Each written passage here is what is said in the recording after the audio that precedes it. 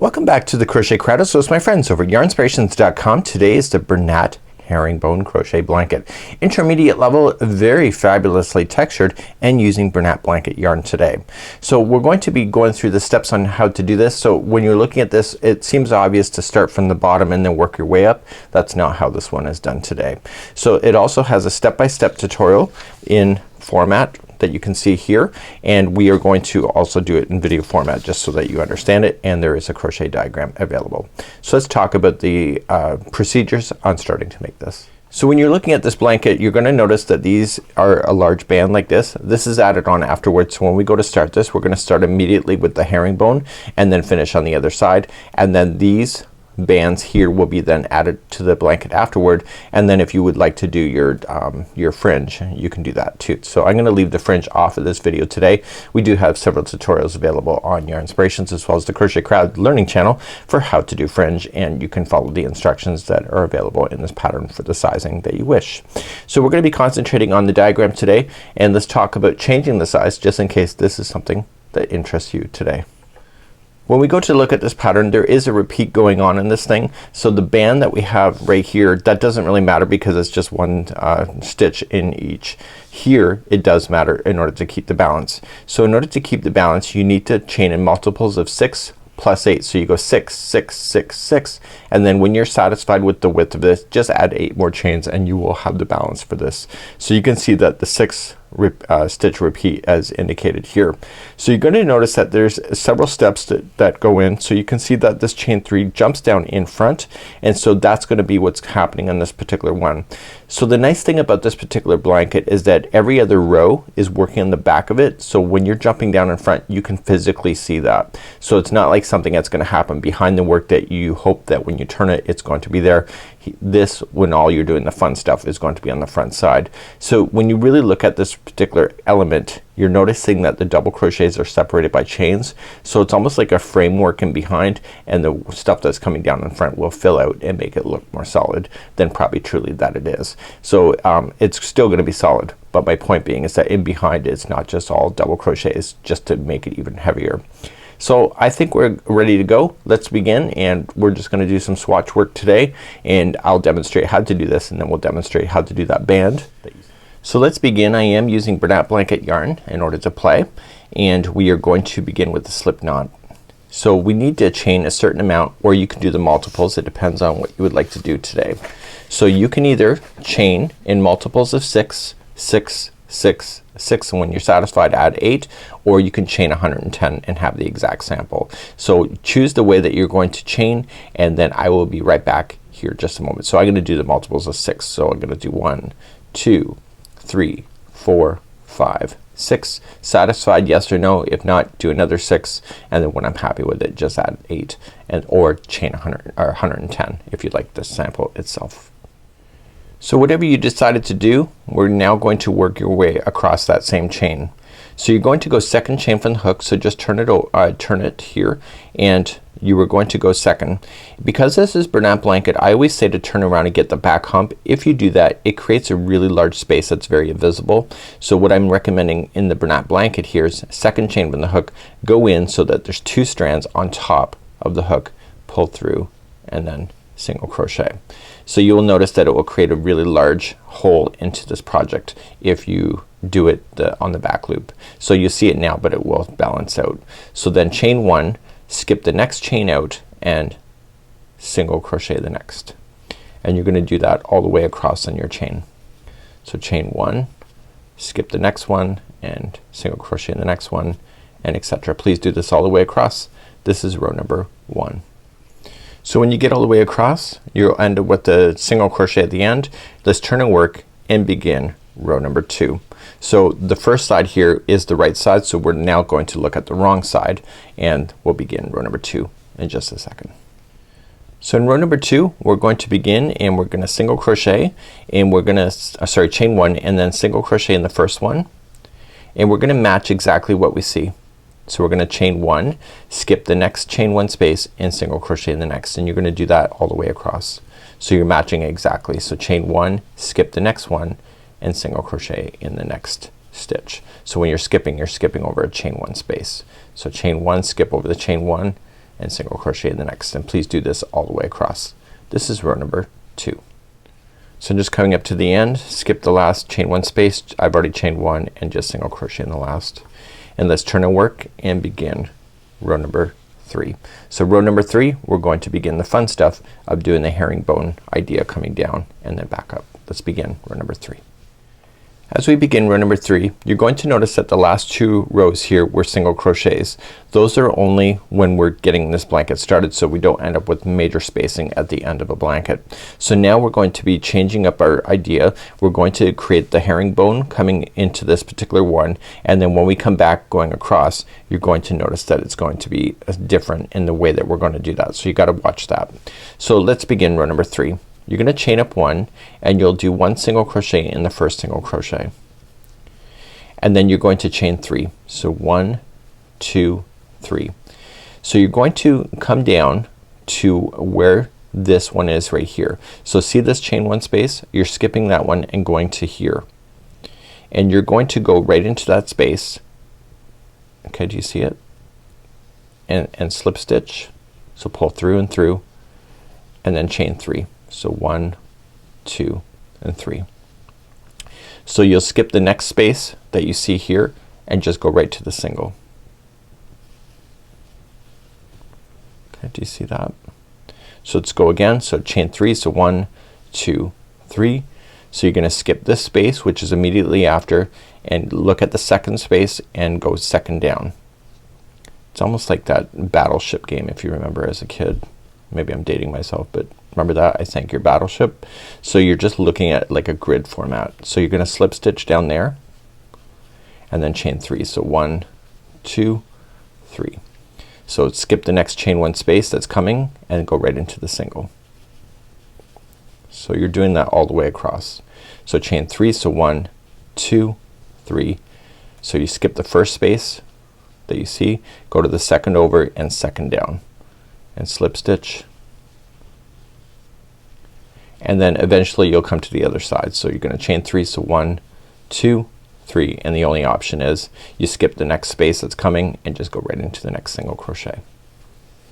So therefore you can kind of see it's going on here. So you're gonna turn your work and let's begin row number 4, which is on the wrong side, and this is where the fun begins. So every single crochet on row number 4 gets something. Okay, so you got to look at it from that perspective. So if you're on a single crochet up here, that's gonna get something, and then the single crochets that are in between coming down. So if you look at it, we went into the space and there's single crochets on both sides of that space. We're gonna be playing within those 2. Because it's further down on this particular concept, those ones are going to get double crochets. So watch what we do. We're going to chain up 1 and we're going to single crochet in the first one. So we're still gonna maintain a grid. So we single in the first one, chain 1. So now we're looking for the next single crochet, which is here. You can feel that there's a space here. It's right here, and that's where you're going to double crochet. So leave that herringbone alone in behind. Chain 1, and then you're going to come into the next single crochet. So there's a chain 1 space that's in between. If you look at it, if you peel everything, so you're coming into the very next one and you're gonna double, and then you're gonna chain 1, and the next single crochet that is holding the herringbone is the one that you're gonna play with. So you're just gonna single crochet there. So do you see that you're reaching down when you're in the herringbone section, but when you're coming up in between them, you can see that you're just filling it in. So let's try again. So chain up 1. So look for the 2.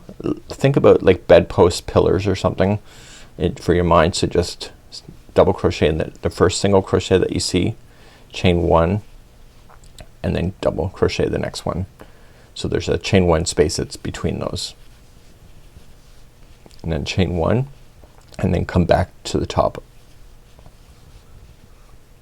Do you see that? Okay, let's do the last one. So chain 1, double crochet down in, chain 1, double crochet the next one, and then eventually you'll come to the end. So chain 1 and single crochet in the top of the next single crochet that's available to you. So you can see you just filled in the behind there when you did that. So that was row number 4. So now we're gonna begin rows number 5 and 6, which is the repeat for the duration of this blanket. So let's begin row number 5. You're gonna chain up 1 and you're gonna do single crochet in the first one. So it's exactly what you already know when you came down and did this. So the difference is that you look over and see the pillars. You're coming in between, that's the middle, right? So if you look at that and follow that straight down, that is where you're gonna go, is right here. So you chain 3 to get there. So 1, 2, 3, and separate the pillars and then come down to this one and slip stitch and then chain 3. So 1, 2, 3, and then single crochet into the next single crochet that you see. Okay, so chain 3. So 1, 2, 3, see the 2 pillars, go straight on down and slip stitch and then chain 3. So 1, 2, 3, and then come back up in between. You can see those. So chain 3. So 1, 2, 3, see the pillars coming straight down and go through and chain 3. So 1, 2, 3, and then just finally do single crochet in the end. So you can see that it just filled in the grid marks that you saw. So here's what it looks like on the back, and let's begin row number 6, which is the last part of the repeat. So 5 and 6 are the repeat. So number 6, here we go. We're gonna chain up 1 and we're gonna single crochet in the first one, and it's just like number 4. So chain up 1 and then look for the 2 pillars. Those pillars are now gonna match each other. You'll see them a lot easier now because they were double crochets. So continue to make those double crochet, chain 1 and do the other pillar of a double crochet and then chain 1 and then come in. So make sure this one here, this is part of the idea, make sure you go here. So it feels like you need to go here, but just peel that back and just single crochet in there, and that will hold that into position. Okay, so let's try again. So chain up 1 and go for the 2 pillars that you see. So double crochet, chain 1, and then do the other double crochet, chain 1, and then see how it's going in front. So just look for it and single crochet.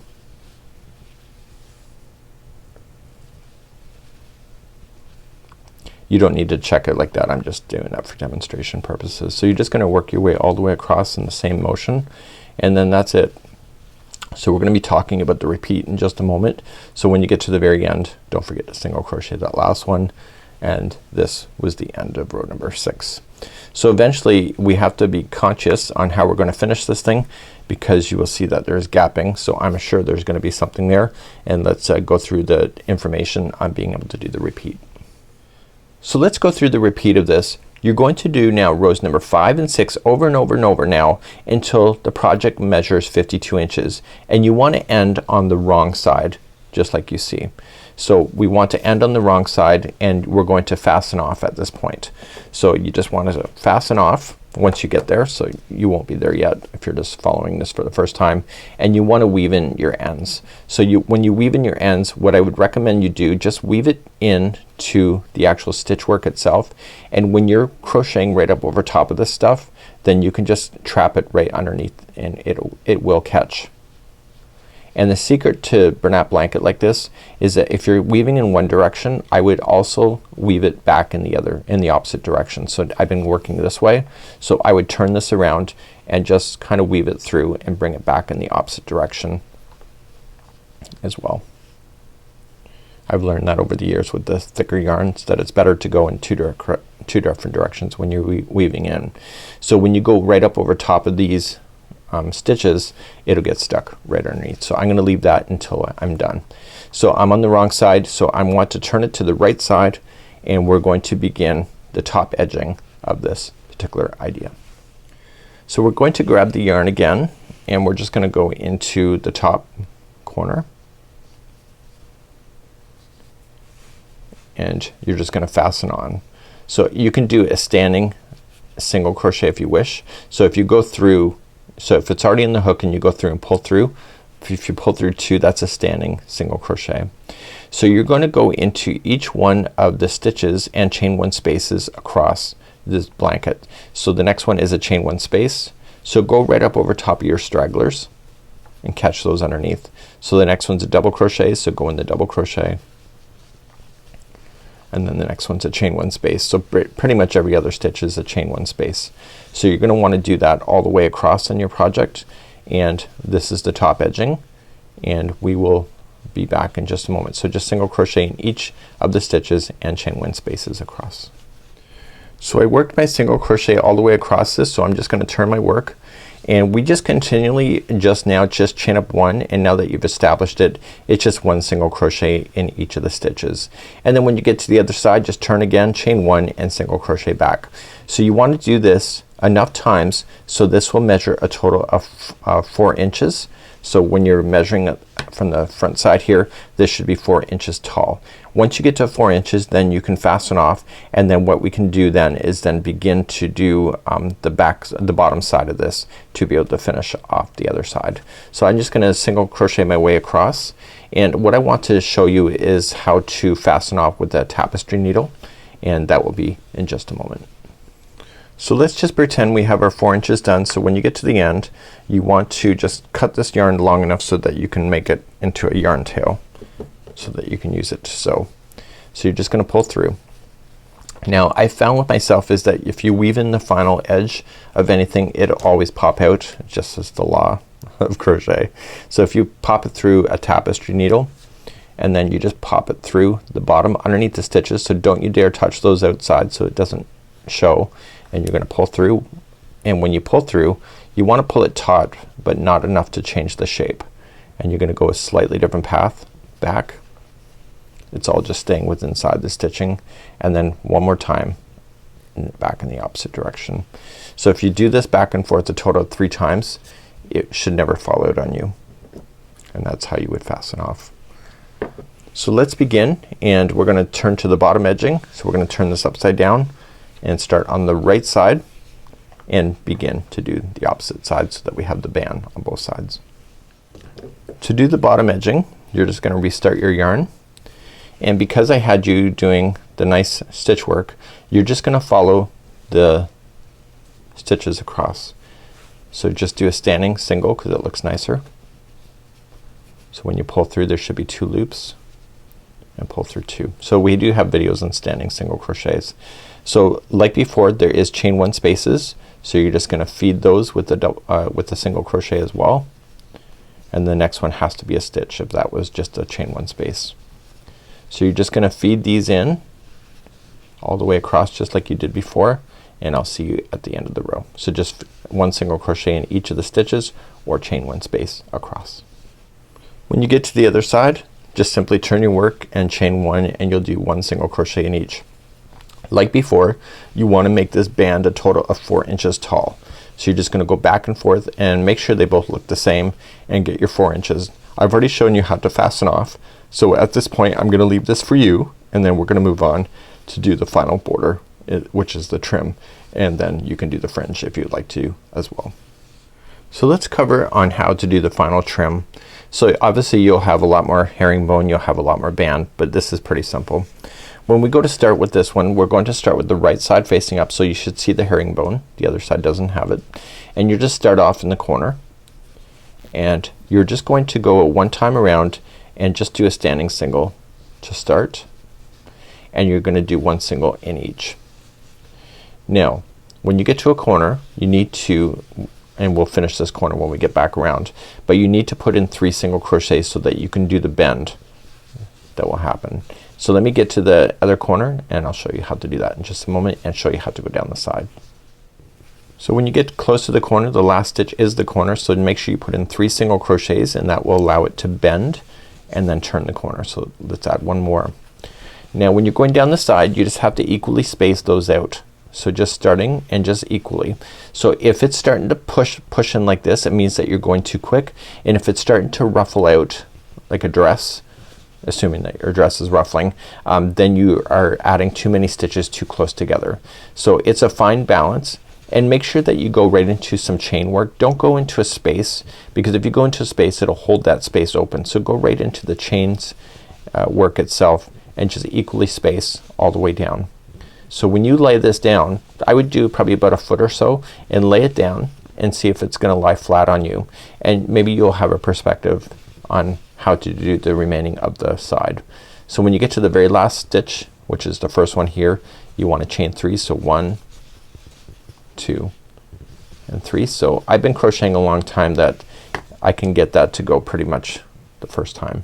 So then you're just gonna go all the way around with that single crochet and then turn your corner and then come all the way back, and I'll see you at the end of this round in just a moment. So make sure you do put it in your 3s, and then we'll finish off with putting in 3 within the beginning one that we just started with as well. When you get all the way back around, remember that you've already started with 1 in the first one, so you just want to put 2 more into the side of that first one and then just join it to the top of the first single crochet to finish. Okay, so then you're done. I've already shown you how to weave off, so what I am going to do is just quickly review the fringe, and I'll show you how that's done pretty quickly, and we'll begin to do that in just a moment. So let's quickly review on how to do the fringe. You're going to take your yarn and you're going to measure a total of 14 inches. So you will want to grab a tape measure for that and just kind of eye it out to 14 inches. Okay, so what I would do is cut a whack of them at the same time. A whack in my language just means a lot. So what I would do is just cut one that you think is 14 inches or pretty close to it, and then just keep labeling, putting these down like that. Okay, so each one of the fringe is made up of just one of these strands.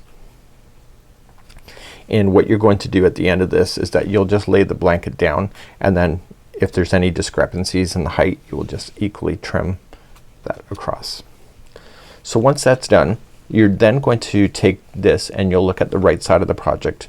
You'll fold just one strand equally in half.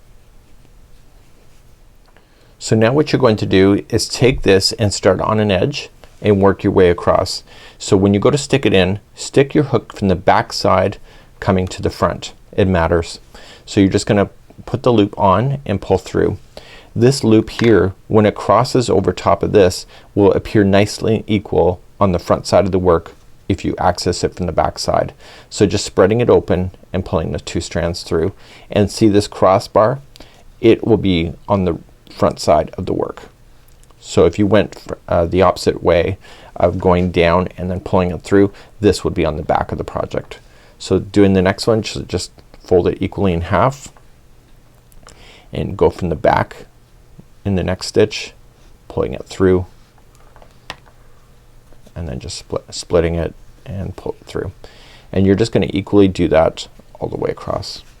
So at the end of your project, all you can just do is, once you have it all done, if there's any discrepancies, you're just gonna eye it out and then just equally just, you know, safely cut it so that it's all the same distance. So I would lay it out and have it nice and flat like that, so therefore you'll have equal fringe if this is something that you're looking for. So it's a really neat idea. This is the Bernat Herringbone Crochet Blanket by Yarnspirations.com.